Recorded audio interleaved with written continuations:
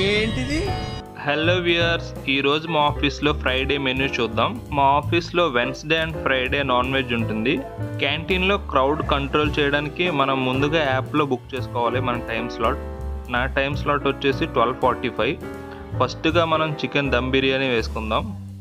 ఇక్కడ మనకి ఎంత కావాలంటే అంత వేసుకోవచ్చు. చికెన్ దమ్ బిర్యానీ టేస్ట్ అయితే చాలా బాగుంటుంది.